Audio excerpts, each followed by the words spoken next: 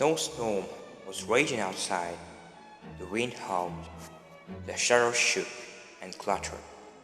Everything seemed to her menacing and foreboding. At last all was quiet and asleep in the house. Masha wrapped herself in a shawl, put on a warm overcoat, took her casket, and came out by the back door. The maid followed her, carrying 2 bundles. They went down the steps into the garden.